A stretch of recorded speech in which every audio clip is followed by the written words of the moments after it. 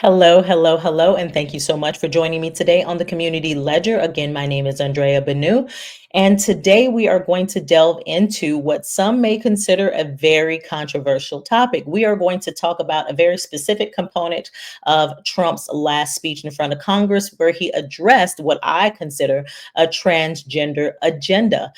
He is definitely reversing a lot of the rights and programs that were put into place by the Biden administration, and a lot of people are going to be affected. And I just want to really get into it, give you my opinion, and see what's in store. So go ahead, relax, and let's start the show.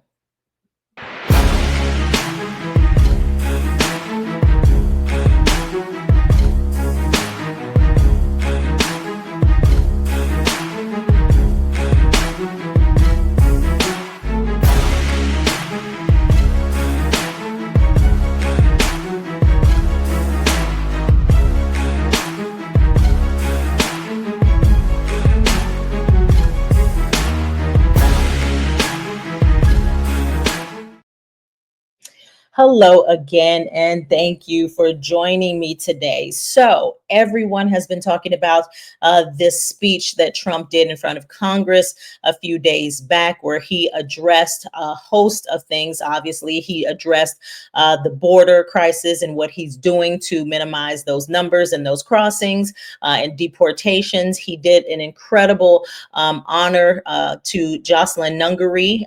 He dedicated a lot to her and her family, who was still in mourning, as well as the Laken Riley act, as well as the gentleman DJ, who was the 13-year-old who is a cancer survivor, who he honored by allowing him an honor an honor within the Secret Service, because DJ wants to be a police officer. So you know all that. You already know that the Democrats are going crazy, and they feel like all of it is just fluff and rhetoric, et cetera, et cetera. However, what I really want to get into today is what Trump said about transgenders and how he is reversing everything with regards to biological men and women's sports. He is eliminating the gender X. There will only be two genders recognized in the United States moving forward, as male and female.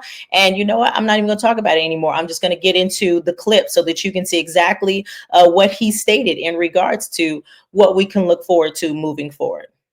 Administration is also working to protect our children from toxic ideologies in our schools. A few years ago, January Littlejohn and her husband discovered that their daughter's school had secretly socially transitioned their 13-year-old little girl. Teachers and administrators conspired to deceive January and her husband while encouraging her daughter to use a new name and pronouns. They, them pronoun, actually, all without telling January, who is here tonight and is now a courageous advocate against this form of child abuse. January, thank you. Thank you. Thank you very much.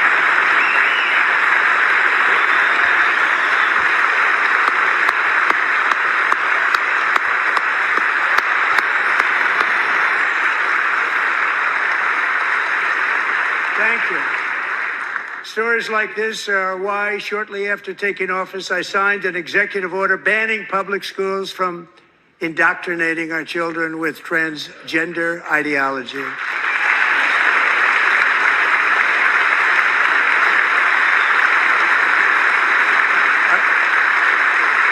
I also signed an order to cut off all taxpayer funding to any institution that engages in the sexual mutilation of our youth.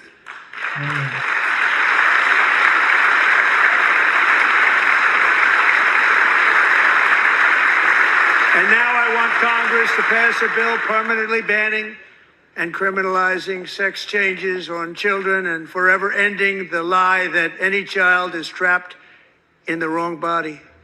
This is a big lie.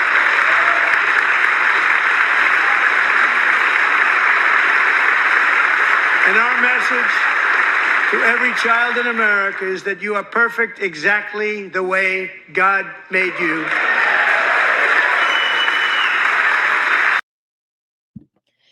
And so there you have it. Now, that alone, I'm sure, will piss a lot of people off. Just stating that you are perfect exactly the way God made you is controversial to a lot of people. Obviously, you know that a lot of people in the transgender community do feel that even though they were born biological males, that they can be women.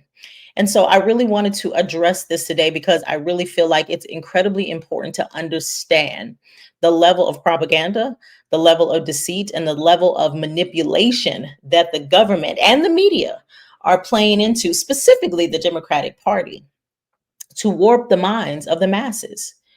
I think it is, I'm not even going to say I think, I know, I know we all clearly understand that there are only two genders, biological males and biological females.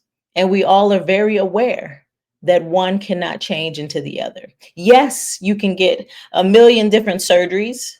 Yes, you can mutilate your body in many ways and do hormone blockers and things of that nature. But at the end of the day, you will never be the opposite sex. And so for me, I wanted to speak about this because I don't think people are really addressing the harm that it causes when you perpetuate a lifelong lie, when you indulge in a fallacy that society as a whole knows is not real, that society as a whole knows will never be.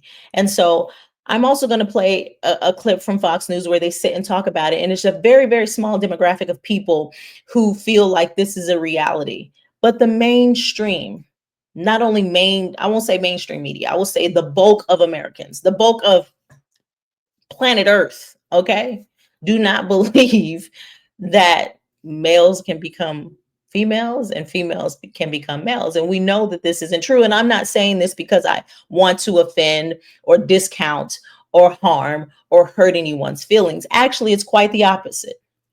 I feel like being honest about that will save a lot of people a lot of headache, a lot of trials and tribulations, a lot of turmoil, and a lot of pain. The truth of the matter is, a lot of these transgenders have high incidences of suicide, have high complications with these surgeries and all of these medical procedures, and end up regretting it. It's a very, very, very small number of people who go through all of these measures to become something else other than who they were born to be, that they have a lifetime of pain. And I think if we as a whole start to really address the elephant in the room, so to speak, and really just hone in on the truth of the matter, we can actually start to heal. Because I do believe that we are in a very significant moment in time. We are seeing a huge shift with regards to our government, society as a whole, culture, everything, religion, everything, right? We're in a new era. We're in an incredible moment in time. And I think that this is a time of just self reflection, true evaluation, and honesty. And with that honesty, we have to be able to say to those who are hurting, who are insecure and dissatisfied with their bodies and their physical appearance, that you can do a lot physically to alter who you are and what you see in the mirror, but you will never be the opposite sex. A man will never be a woman, and a woman will never be a man. And I think if we truly just address that, we're going to actually make strides. I think that this doesn't have to be so contentious in terms of our government, because you have a community that's like forcing this onto the masses, forcing this uh, mind warp on society as a whole. And it's like it's not working. It's not working. Okay, you cannot convince large amounts of people that the sky is falling when it isn't. You can't convince all of society that somehow genetically things are just going to go in the complete opposite direction that they've always been for all eternity. Like, we know that this is not real, and we have to just be real about it to each other and all of those who are at home thinking that they going to get this surgery and they're going to be a real woman. You're not. It's never going to happen. And I do believe that anybody who tells you as a man that you can become a woman, you can take these hormones, you can get this surgery, you can chop and screw this and that, and you're going to be a woman, does not care about you. They can't possibly care about you. They cannot possibly love you. It's no way, no how. Now, I would respect it more if you were a man and you enjoyed dressing up as a woman, you enjoyed wearing pumps, you enjoyed wearing makeup, but you knew you were a man and you were always going to be a man. I could respect you more because you're living in honesty and reality. But to sit across from me and pretend that you are a woman and stand here in front of me and say that we are the same, it's ridiculous. Okay, the sheer fact that you have trans in front of woman proves that you transitioned from something else. Women don't have to do that. The fact that you have to use dilators after surgery so that the wound doesn't heal and close in on itself proves you will never be. Real women don't have to do that. And again, I'm not saying this because I want to hurt anyone or harm anyone. I think that we really just have to face the facts and we got to really start talking about it. Because if we start tiptoeing around it, oh my God, it's so controversial, it's so hush hush, I don't want to offend, there's not going to be any real truth being told and no real healing can occur. And that's ultimately what needs to happen. Healing. But I'm going to go ahead and play something else for you so that we can dig a little deeper. Fighting for fairness in girls' sports and taking on Maine's Democratic governor who's defying his executive order on transgender athletes. Now, the White House says it's investigating the blue state after a transgender student won the high school state title for women's pole vault. That student competed as a male in last year's event, but only came in 9th place. This all happened after Trump's order to ban biological men from participating in women's sports. Now, the president called out Maine Governor Janet Mills during a meeting at the White House. Watch. The NCAA has complied immediately, by the way. That's good. But I understand Maine. Is the Maine here, the governor of Maine? Well, not here. Are you not going to comply with it? I'm complying with state and federal laws. We are the federal law. Well, you better do it. You better do it because you're not going to get any federal funding at all if you don't. And by the way, your population, even though it's somewhat liberal, although I did very well there, your population doesn't want men playing in women's sports. So you better comply because otherwise you're not getting any federal funding. See you in court. Every state, good. I'll see you in court. I look forward to that. That should be a real easy one. And enjoy your life after governor, because I don't think you'll be in elected politics. Every state has a responsibility to comply with Title IX. They have an obligation, a legal obligation, and we'll be enforcing aggressively, and we're going to be protecting our citizens. We're going to protect. Right, Kaylee. So we were just talking a little bit about this actually earlier. Walk us through like a color commentator, what went on there about that interaction and what you think the end result is. This is fascinating, and this is why people love President Trump. He just says it as it is. I mean, there's no questioning where his mind is at on any given issue. Apparently, Janet Mills was, her staff kind of taken aback by that. I don't know that they expected to be called out in such a colorful fashion, but you know where President Trump stands, and he happens to stand on the side of a 70-30 issue. Mm-hmm. We have polling in 2023, the beginning of that year, that 34% support biological men in women's sports. President Trump's executive order, 63% approval. That's according to Marquette. So Janet Hill has chosen to stand with the 30%, President Trump's with the 70%, and he feels very comfortable calling her out on television in public fashion because he knows he's on the right side of this. Yeah, and Ainsley, when we talk about it, as he's saying, I think he's citing facts, which is, sure, I will A, pull federal funding, and B, I look forward to beating you in court because at the end of the day, the law is frankly well on our side, as is case law. And I think about, for example, that Vermont, that poor girl, she was a volleyball player. She complained about a biological male in the locker room, and she was suspended because she was told you either write an apology for misgendering him or you're suspended. Well, her father was the soccer coach. He was suspended without pay for speaking up on her behalf. but the courts reinstated their pay and the suspensions because at the end of the day, the whole point is the law is on that side, let alone the morality of protecting women in sports. How about the case in Virginia where the mom goes in the locker room with her little girl, which we've all done when our little girls are swimming, and there were a bunch of little girls in there, and there's a man in there who's naked, and he claims he's transgender, and he wants to be in there, and it turns out he was convicted of crimes for exposing himself or something like that, or I don't remember exactly what he was convicted of. Do y'all remember? Yeah. But was he a pedophile or something? I don't remember. Anyway, so that's a case that reminds me of what you're talking about in Vermont. If she wants to choose to die on this hill, let her. That's what Sean Hannity always says. We were talking about dying on the hill. It's a great term to describe what's happening here in the Democratic Party.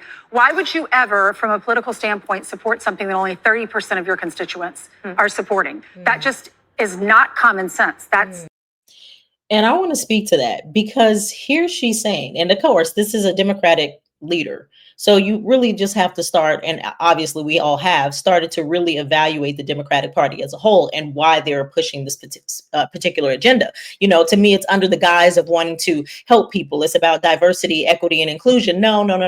It's much deeper than that, and we're going to get into it. However, she's so right in that. Like, how are you a politician? You know that the majority of your constituents do not agree with this, and yet you're going to do the exact opposite. For what? So it's like what I said in one of my other videos when talking about Brandon Johnson in Chicago. You know, our values are the same. What does that mean? When the majority of your constituents state they don't want this, and you're actually doing the exact opposite of everybody, the majority of the people in your community in which who voted for you. What are those values? Or are those values code for an agenda? sense. That's not being smart. So she can say all of this. Trump can call her out. I love that he just calls her out in the middle of all the other governors, telling the other governors, don't do this kind of thing or I'll call you out too and embarrass you. You know, I note as well that one of the coaches that was at the prior meet where that athlete played as a male prior, he actually refused to participate as a judge this year in protest. So to the point of the loudest voices in the room are the 30%, the vast majority of Americans and those in that industry right there, boots on ground, had a massive problem with this before that athlete won the championship. I don't actually even believe the 30% number. I think that number is actually lower. I've seen polls where it is lower, and I think people get browbeaten into trying to act, be politically correct, et cetera. That number is lower. I've talked to Democrat strategists. One in particular I'm thinking of told me before the election, this is one of our absolute Achilles heels. This issue is killing us. That's the term that he used. Look, Donald Trump's on the right side of a number of things here, not only history, but as you said, the law, all right? He can withhold the funds. He can do that. Number two, the Title IX issue. The Biden administration interpreted Title IX as saying no gender discrimination in sports, and so you get to choose your gender. Trump's administration has turned that around to the far more logical and I think intended reading of that, which is that women can play in sports safely, and they are allowed to have access to women's sports among women. And I just want to close with, why would you, if being transgender is so tough, and it is, I get that, but as an adult, you've decided to transition, okay, that's your right. Why inflict yourselves on people who are weaker than you or not as capable as you in a sport? It's so performative. If it's such And that's the thing. That's the thing that I think transgenders aren't really just acknowledging, is that you made this decision. However, now society has to be impacted by a decision that you, this one person, made. Now, everybody in the women's bathroom has to accommodate you, this one person. Now, everyone on this basketball team, this volleyball team, these women's sports have to now alter what they need to do in their lives to accommodate you. And of course, that's going to create pushback because it's ridiculous. And it's like, I don't understand how you can't see that. And it's like, well, I'm a real woman. Well, no, you're not. And you know that you're not, and we know that you're not. But we've all got to like play these games. And it's like we got to stop. You know what I'm saying? It's like selling me a skin bleaching cream. I want to be a white girl, so I'm just gonna start bleaching my skin because this is who I want to be. Everybody know I ain't never gonna be no white girl. I know I'm never going to be a white girl. So why am I going to sit here and keep pushing this and keep bleaching my skin? And now everybody's got to address me as, this Caucasian woman, and everybody's looking at me crazy. That's what's going on in your community. Okay. You leave your house dressed up as such, trying to convince the whole world that you are this thing, and ain't nobody buying it. And now we all have to be insecure and uncertain and walk on eggshells and all of this when this is a life that you chose. That's the problem. And now you have young girls that are in high school and in junior high who are playing in sports and getting their ass beat by grown ass men. Okay? Grown ass men. I don't care if you're on hormone blockers. I don't care what you're doing genetically. You're a grown ass man competing against young girls. And that's egregious. And people are obviously going to push back because it's not right, yo. It's dead wrong. I couldn't even imagine being in high school, playing in sports against a dude. I couldn't imagine my daughter competing against dudes, parading as girls and real women. Like, come on. Like, when are we going to stop this? Like, when are we going to stop this, really address it, and just say, listen, if you want to do this because you want to do this, you feel inadequate in your body, you want to make all these concessions, you want to do all this stuff for yourself, great. That's you. But don't be trying to force that on everybody, and don't try to force everybody else to acknowledge your fallacy. It's just what it is. Just small number of people. Do yourselves a favor. Do your fellow transgenders a favor, and don't take your 6'2" muscular body in to play basketball against a bunch of women who are 5'7" and weigh 100 pounds. Maria, I wanted to ask you about the sort of synergy between media and the Democrat Party writ large as they talk about strategy and how this issue plays into it. For example, here's Bill Maher on why Dems are losing elections, including this issue. Watch. I used to sell car insurance until I discovered something that made me sick to my stomach. What I'm about to show you. Do I think in most of America they did that in schools? I don't. But I think in enough of them, in enough far left places, they did constantly have this idea in the minds of children that maybe you're not in the right body. That's why this debate goes on. And the fact that you think, or a lot of people on the left think, that even if you just have this debate, it makes you a bigot, you just have to roll over. That was, you asked about the Biden administration. That was their position. If you even question this, you're some sort of a bigot. You want to lose every election. Just keep coming down on the side of parents coming in second in a who gets to decide what goes on with my kid contest. Facts. I think this is one of a number of cultural issues that President Trump very successfully ran on in this last election in making Democrats seem, and look, Democrats, we didn't always help ourselves. I'm not just giving Trump all the credit for it, but, making Democrats seem out of touch with the mainstream, like they had these pet minority sort of causes and we couldn't see what most people wanted. And I think that is a problem electorally. We have to balance that with the morality of some of these issues. And I think my party is struggling with that. It's worth noting that Janet Mills is not some liberal. She was a prosecutor. She's the governor of Maine, which is a very, very purple state, trending sort of libertarian. Donald Trump got a lot more votes in Maine this last time. So she's not some flame, she's not Gavin Newsom on the left.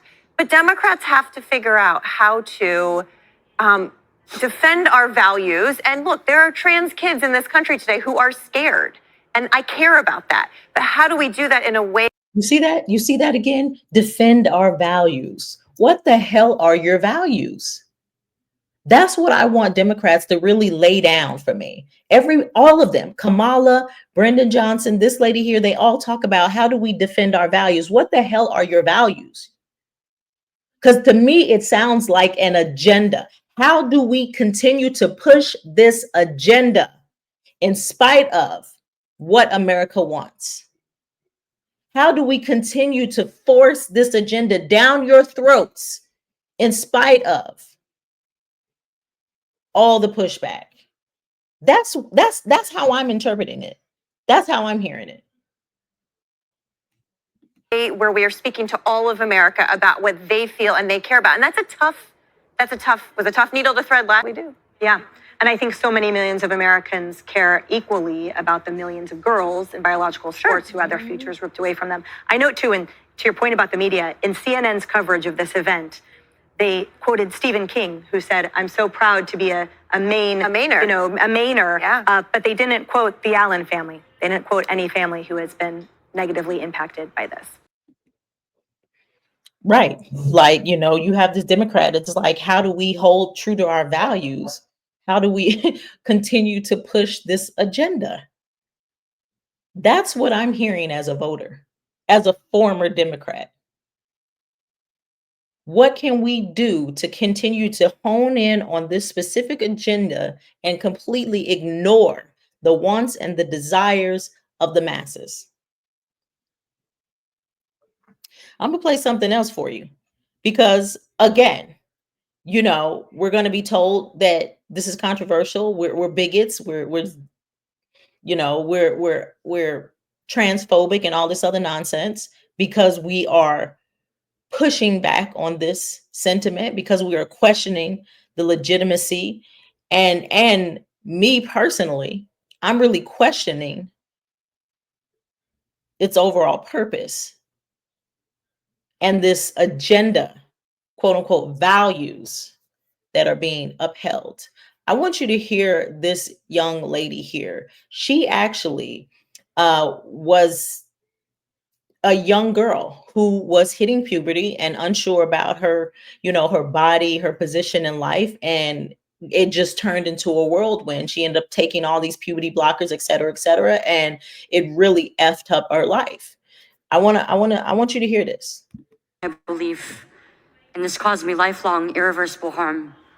I speak to you today as a victim of one of the biggest medical scandals in the history of the United States of America.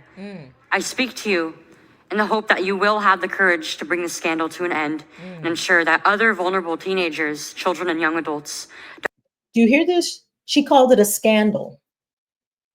So this is not like, okay, this is a real thing. Like, she has indulged, she has been a part of this. This is her life. And she's like, this is a scandal, yo. This is an agenda. Don't go through what I went through. At the age of 12, I began to experience what my medical team would later diagnose as gender dysphoria. I was well into an early puberty, and I was very uncomfortable with the changes that were happening to my body. I was intimidated by male attention, and when I told my parents that I felt like a boy, in retrospect, all I meant was that I hated puberty, that I wanted this newfound sexual attention to go away, that I looked up to my brothers a little bit more than I did to my sisters. I came out as transgender in a letter I sent on the dining room table. My parents were immediately concerned. They felt like they needed to get outside help from medical professionals, but this proved to be a mistake. It immediately set our entire family down a path of ideologically motivated deceit and coercion. The gender specialist I was taken to see told my parents that I needed to be put on puberty blocking drugs right away. They asked my parents a simple question: would you rather have a dead daughter or a living transgender son? The choice was enough for my parents to let their guard down, and in retrospect, I can't blame them. This was the moment that we all became victims of so-called gender-affirming care. I was fast-tracked onto puberty blockers and then testosterone. The resulting menopausal-like hot flashes made focusing on school impossible. I still get joint pains and weird pops in my back, but they were far worse when I was on the blockers. A month later, when I was 13, I had my first testosterone injection. It's caused permanent changes to my body. My voice will forever be deeper, my jawline sharper, my nose longer, my bone structure permanently masculinized, my Adam's apple more prominent, my fertility unknown. I speak to you. Do you hear that? Do you hear that? Look at this. You cannot convince me that this is logical and safe and well intended. She's got pops in her back. Her jawline is elongated. Her nose is elongated. Her voice is deep. She's got a protruding Adam's apple. Fertility unknown. She doesn't know if she'll ever be able to procreate. And this is just a young girl who's feeling insecure and awkward about puberty and new overly sexualized, maybe male attention. It's just, Transgender son. They were far worse when I was on the blockers. A month later, when I was 13, I had my first testosterone injection. It's caused permanent changes to my body. My voice will forever be deeper, my jawline sharper, my nose longer, my bone structure permanently masculinized, my Adam's apple more prominent, my fertility unknown. I look in the mirror sometimes and I feel like a monster. I had a double mastectomy at 15. They tested my amputated breast for cancer. And I was cancer-free, of course. I was perfectly healthy. There was nothing wrong with my still developing body or my breasts, other than that, as an insecure teenage girl, I felt awkward about it. After my breasts were taken away from me, the tissue was incinerated. Before I was able to legally drive, I had a huge part of my future womanhood taken from me. I will never be able to breastfeed. I struggle to look at myself in the mirror at times. I still struggle to this day with sexual dysfunction. And I have massive scars across my chest and the skin grafts that they took of my nipples. do you hear this? Like, do you hear this? 15 years old, before she could even drive. She's had life-altering surgery. These scars, these symptoms will be with her for the rest of her life. And she was a perfectly normal, healthy child. Scars across her chest where her breasts used to be. This is egregious. This is egregious. Are weeping fluid today, and they were grafted into a more masculine positioning, they said. Where her breasts used to be, they're leaking fluid. So these makeshift masculine, nipples that they gave her are leaking fluid. How do you live like this? How is one expected to live like this? And how do you have medical professionals and politicians who say this is normal and we should be promoting this, we should be pushing this, we should be taking away the rights of parents so that we can make damn sure that any child who wants this can make this happen, can get this? This is crazy. After surgery, my grades in school plummeted. Everything that I went through did nothing to address my underlying mental health issues that I had. And my doctors, with their theories on gender, thought that all my problems would go away as soon as I was surgically transformed into something that vaguely resembled a boy. Their theories were wrong. The drugs and surgeries changed my body, but they did not and could not change the basic reality that I am and forever will be a female. Right. When my special It did not change that. It did nothing to change the fact that she is and forever will be a female. specialist first told my parents that they could have a dead daughter or a live transgender son, I wasn't suicidal. I was a happy child who struggled because she was different. However, at 16, after my surgery, I did become suicidal. I'm doing better now. But my parents almost got the dead daughter promised to them by my doctors. Wow. My doctors had almost created the very nightmare they said they were trying to avoid. So what message do I want to bring to American teenagers and their families? I didn't need to be lied to. I needed compassion. I needed to be loved. I needed to be given therapy to help me work through my issues, not affirm to my delusion that by transforming into a boy, it would solve all my problems. We need to stop telling 12-year-olds that they were born wrong, that they are right to reject their own bodies and feel uncomfortable with their own skin. We need to stop telling children that puberty is an option, that they can choose what kind of puberty they will go through, just so they can choose what clothes to wear or what music to listen to. Puberty is a rite of passage to adulthood, not a disease to be mitigated. Today, I should be at home with my family celebrating my 19th birthday. And instead, I'm making a desperate plea to my elected representatives. Learn the lessons from other medical scandals like the opioid crisis. To recognize that doctors are human too, and sometimes they are wrong. My childhood was ruined along with thousands of detransitioners that I know through our networks. This needs to stop. You alone can stop it. Enough children have already been victimized by this barbaric pseudoscience. Please let me be your final warning. Thank you. Deep, deep. This is someone who is a victim of this scandal, like she calls it, this agenda, like I'm calling it, to destroy youth, to mutilate and experiment on young bodies. This is craziness. Like, if you're an adult and you make a decision like this, that's your issue. That's your decision. But children, this is.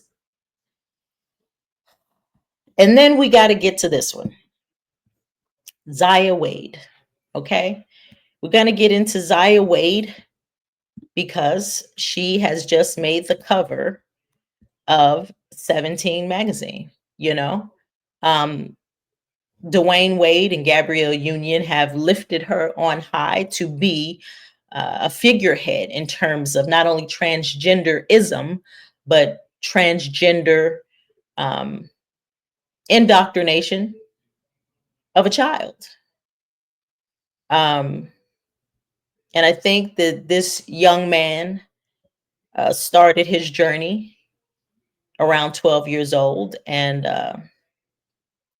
has just turned 18. And just like that video we just watched of that young woman, she started at around 15 and she's now 19, speaking to Congress about how horrible this decision and these drugs and these puberty blockers and these surgeries have had an effect on her well-being, on her mind, on her body, and on her self-esteem, her confidence, her fertility. And here you have influential basketball players and actresses allowing their own child to be an example of how great such a thing is. And you know, for me, I look at this photograph or these photographs of this child. And for me, it's incredibly disheartening because I don't see voyeurism. I don't see honesty. I don't see anything of value here in terms of what's happening to him. I see a child who needs guidance, direction, love, compassion, therapy, and understanding, not surgery, not puberty blockers, not to be thrust into the mainstream as an example, because I just see someone who is going to live a very long life of regret. And it's just so incredibly unfortunate because he is a baby, just turned 18 years old. Just turned 18 years old. Now, I don't know if he has had surgery to remove anything. I don't know if he has gone through puberty blockers, etc. But it's just, to me, it's heartbreaking because I know where I was at 15 and 18 years old, and there's no way in hell I can make these kind of life altering decisions. Shit, when I was in my 20s, I couldn't make life altering decisions, but I damn sure made better decisions than I did when I was 15, let alone 12. This is horrific. I don't even understand how this cannot be considered child abuse.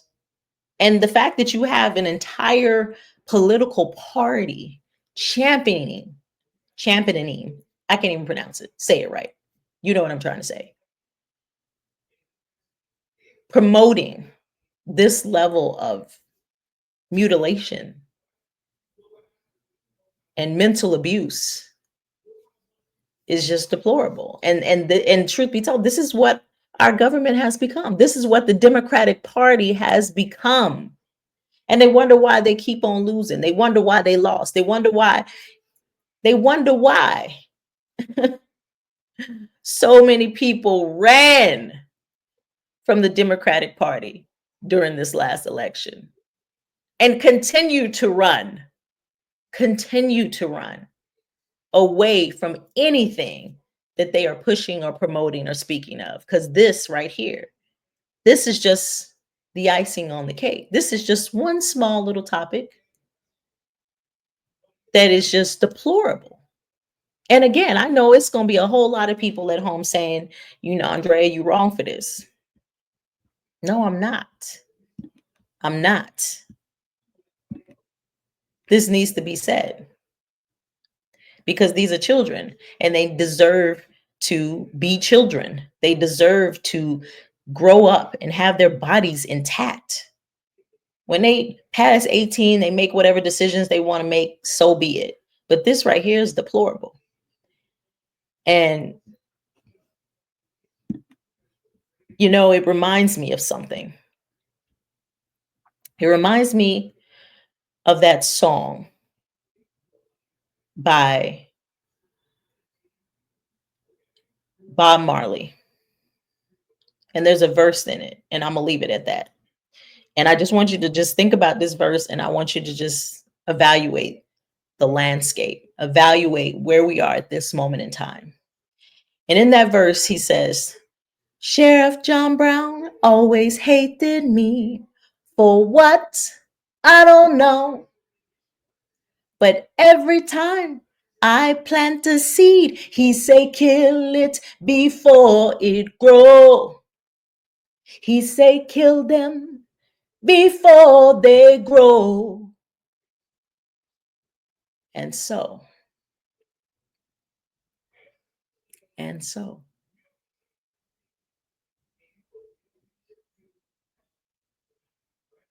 we're seeing it in the news.